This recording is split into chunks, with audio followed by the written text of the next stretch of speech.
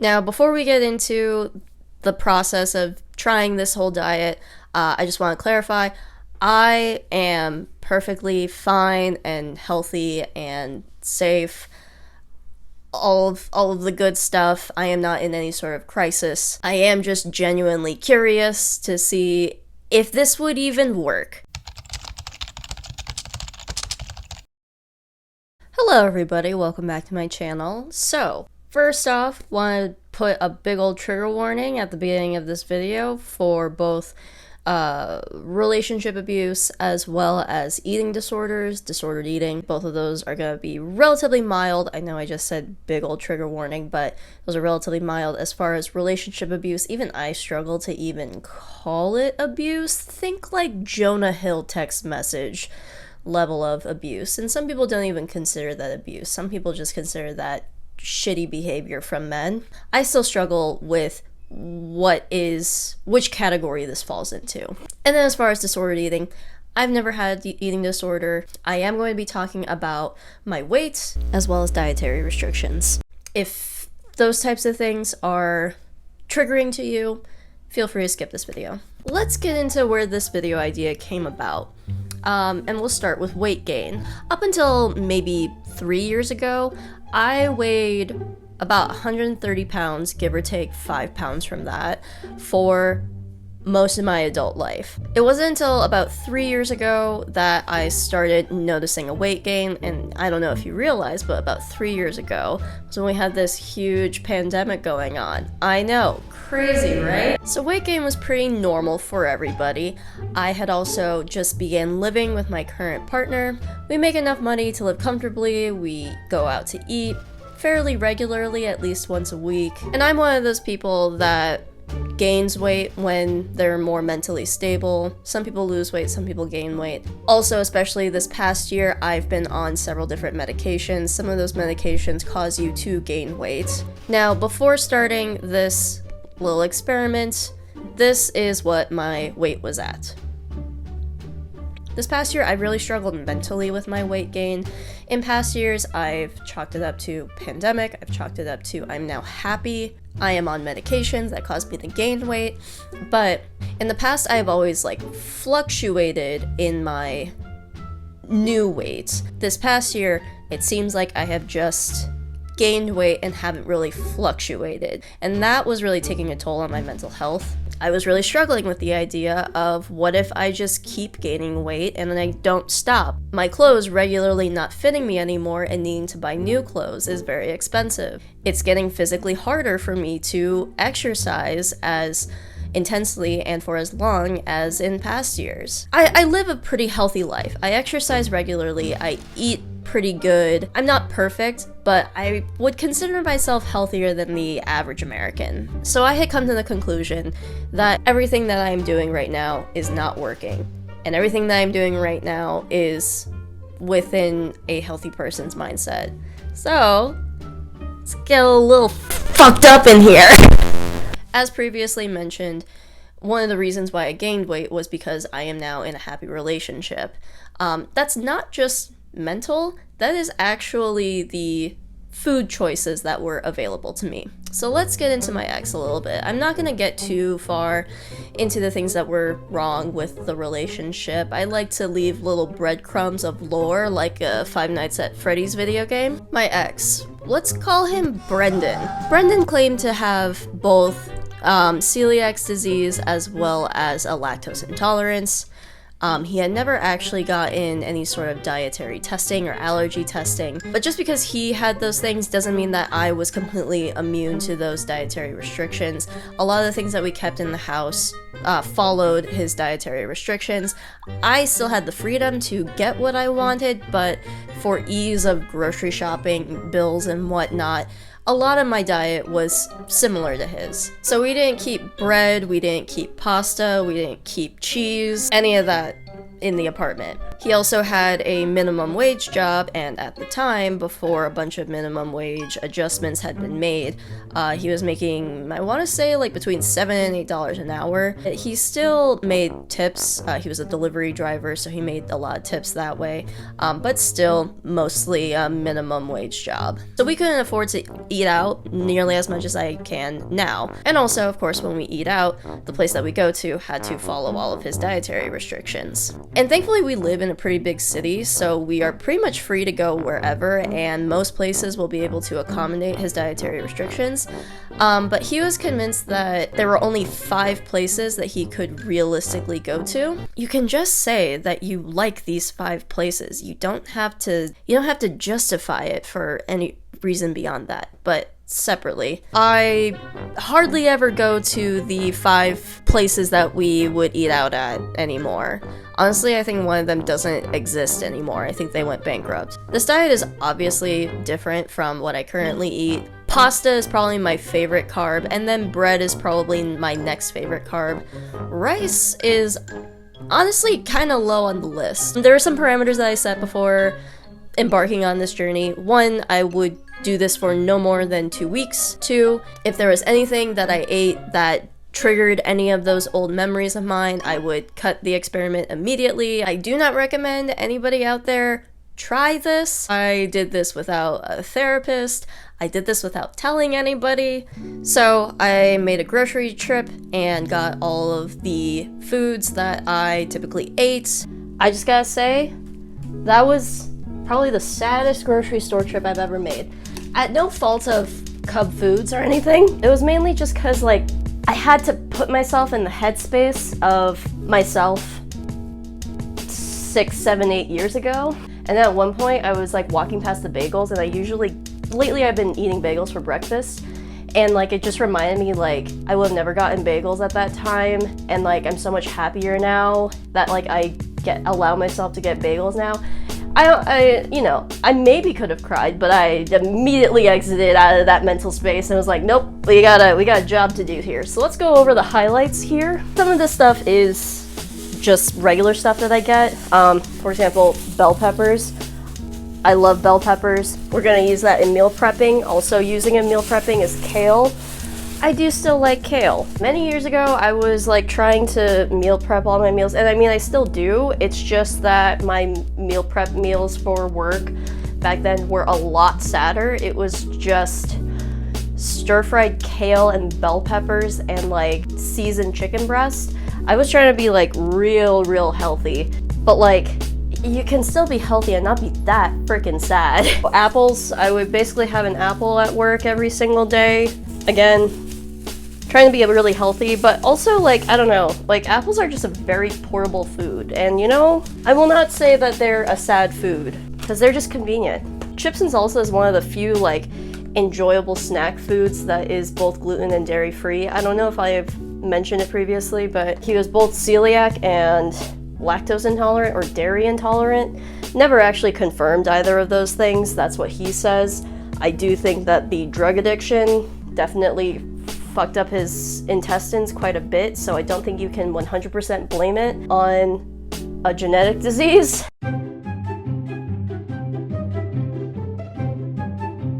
I'm not saying that like any of those things are wrong. What really gets me is the like lying to yourself and lying to other people when like there are real people that have celiac disease, that have diagnosed celiac disease. That's my rant. Here's that plain frozen chicken breast. It's pre-cooked. Yeah, I would heat up a bunch of this and take this with the vegetables to work. Oh, I would basically have for breakfast every single day one of these instant oatmeal packs. As a kid growing up, my mom would always like mix one of these with a completely plain one because she's diabetic, so like our whole household was kind of like trying to be low sugar. So as an adult, I of course went overboard and like wanted the like full sugar one all the time. And it got to the point where I just hated them, but I kept eating them because it had been part of my routine. I have a feeling I'm gonna hate how sugary these are. One of the bigger stars of the show are these SW chili beans. This was like a staple. Again, they're gluten and dairy free. They have some flavor, some protein. I'll show you the dinner that I would have like 90% of the time, and it always included these beans. I feel like I also remember the can looking like a different color, or like they redesigned it or something. So it was like hard to find. I almost forgot, but I think I left eggs in my car.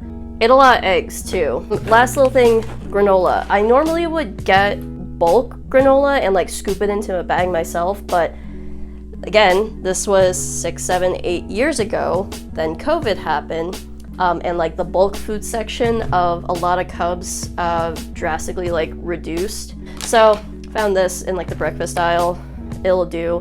I would have granola as like a snack for the work week. I set some rules for myself. Some of these rules are for the sake of following the diet, but some of them are so I don't lose my goddamn mind on this diet. First one being, if we go out to eat, I can eat whatever I want. Because realistically, that is also what I did, 6+ years ago. Because I was free to eat whatever I want. They weren't my dietary restrictions, they were his. And just adding the final touches to this dinner that I would eat like 90% of the time back then. Adding the Spam, adding a fried egg, some sauces. I used sriracha and teriyaki. Sorry, this was like barely in frame the whole time. Alright, let's see how this turned out. I think I should have added more beans and more broccoli. Alright, that's what it looks like all mixed up. Let's get a little bit of everything. Let's get some broccoli, beans, Spam. I think the egg is kind of mixed in throughout with the egg yolk. Alright. That's actually not bad. I don't think I'm being triggered in any sort of way. I just feel like this tastes good. I'm not getting any like extremely sad memories yet. Now my original fear of like this actually working is like coming a little bit to fruition. Alright, let's get into day 2. Day 2, I meal prepped all of my lunches for the week. I used to meal prep all the time, and I still do. I think it's a nice, convenient way to save time during the week. I used to meal prep stir-fried kale, stir-fried bell peppers with microwaved, pre-cooked frozen chicken. To be quite honest, it never really tasted all that great because the methods that I used to cook everything weren't that great. I'm gonna be using the methods that I know work a lot better now, that being roasting everything in the oven instead of stir frying it on the stovetop. I feel like roasting everything makes things crispier, it gives everything kind of like a blackened flavor, if you will. For this first week, I actually pre-cooked some chicken thighs in like a teriyaki ginger garlic situation. And now it's time to just portion everything out. I only have 2 meal prep containers. I actually used takeout containers from like a restaurant, and I only have 2 right now because the lids on these tend to be kind of fragile, especially when I put a giant water bottle in my backpack. The other thing that was kind of hard was hiding this from my current partner. I didn't tell him for a number of reasons. I knew he wouldn't like freak out, but there was like a tiny little bit in the back of my brain of like, what if he does? He didn't. I was worried that he'd be concerned for my well-being. I was concerned that he would tell me not to do it. So I want to say this is like day 2 or 3 on trying this new diet of mine. This is only day 2 of this oatmeal, and yeah, I kind of don't like it. I'll eat it, but I'm not like repulsed by it yet. There's like various things that I can't completely replicate from like a few years ago, obviously with like the couple of things I've already listed. One of those things is eating out. I'm gonna eat whatever I feel like when I eat out. That is kind of what I did at that time, but because of the situation, we really only ate out at like one of 5 different places due to his dietary restrictions, which I always hated because yes, he has dietary restrictions, but we live in a big city that has a lot of places that accommodate, but for whatever reason, he was adamant on like, no, the whole restaurant has to be within my dietary restrictions, not just some items. He says it's because of cross-contamination. I think it's needing of like control in your life. Not that either of those things are wrong. I think it's like, just be honest with yourself. If you are doing this because you feel like you have no control in your life and this is the one way that you can put control in your life, like, be honest about that. Don't say that it's because cross-contamination is enough to like set off your dietary problems, because it's not. One time he got like Indian food. There's no gluten in it. It's like the sauce doesn't have gluten in it, and it's rice. Has no dairy in it. It was made with coconut milk. But he had the same reaction that he did. The whole restaurant is not like, doesn't have like gluten or dairy like in it. And he still blamed it on cross-contamination. If we eat out, I'm gonna eat whatever I feel like. I'm not gonna restrict myself to something that is like gluten or dairy free, because that's not what I did at the time. The main difference though is that Peter, my partner, doesn't really know how to cook, so we definitely eat out more often than I used to. Plus, he actually has a decent job, so he can afford to eat out. How I'm eating right now is not like a perfect replication of years ago, but there's a lot that aren't perfect, so I'm gonna have that like caveat in mind. The reason why I'm eating weird is to cover up the logo on my sweatshirt. So yesterday, I could not stomach the idea of making that same dinner again, so I ordered out from a place that I thought I reasonably would have ordered from during that time of my life. And today, I'm pretty sure I gave myself a migraine. That's why I'm wearing these stupid sunglasses. They're work sunglasses, so they do the job, but yeah, that's why I look like this. I got like a weird, like, almost like a TV static looking like stripe in my vision. And the only other time I've ever gotten that, or something like that, was when I got a migraine aura, so I'm pretty sure that's what it was. But before that time, like, the migraine was really bad, and definitely a migraine. This time it's more just like, kind of like a headache. Does it have anything to do with my diet the past few days? Who knows? But I just thought I'd update you. Hey folks, I shat twice today. Mostly liquid. Do I think it was the poke bowl from yesterday? Maybe. It's a lot of raw fish that those employees have to keep track of. Alternatively, I could just blame it on the abuse diet, which is what I'm calling it. I think my problem so far with this diet is the sameness of it. I think I can eat the same thing for like 2 days in a row, and then I get, not like sick, you know the feeling of like rubbing the same spot on your arm for too long? You get annoyed with it and it makes you kind of like, not cringe, but like just feel uncomfortable. That's kind of how I feel if I eat the same exact meals for more than 2 days in a row. I'm trying to remedy the situation with some veggies and some hummus. That's your update for today. Hey folks, we're back with some Chipotle. I, of course, got what me from 6 years ago would have gotten, which honestly isn't too different from what I get now. Brown rice, black beans, sofritos, pico de gallo, lettuce, cheese. Honestly, nowadays, it's pretty similar. I might do white rice instead of brown rice. Might do pinto beans instead of black beans, but honestly, it's like pretty much the same. Yes, we had a lot of Chipotle back then, because you can make it pretty easily gluten-free and dairy-free. And he would always ask whoever is making his food to change their gloves, even though he would get a bowl every time. What I'm finding with this diet is, you know, previously I mentioned the sameness of it.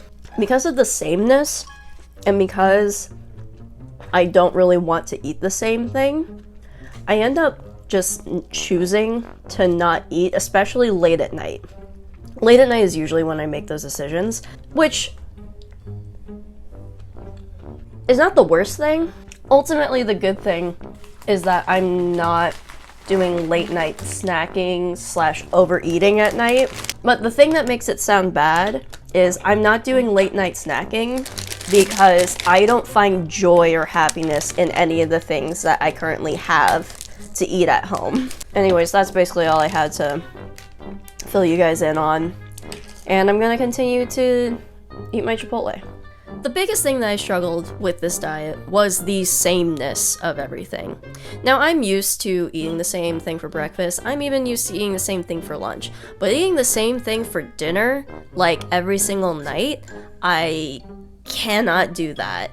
I can eat the same thing 2, at most 3 nights in a row, but beyond that, I can't do that. And not to say that any of these foods are bad, that none of them taste bad or anything like that. It's just when it's the same thing for like multiple nights in a row, I start to hate it. It's already 12:30 and I've been at work since 7 a.m. and I don't really want to eat my lunch. The other thing to report is that I use 1 fewer belt loop than I did before.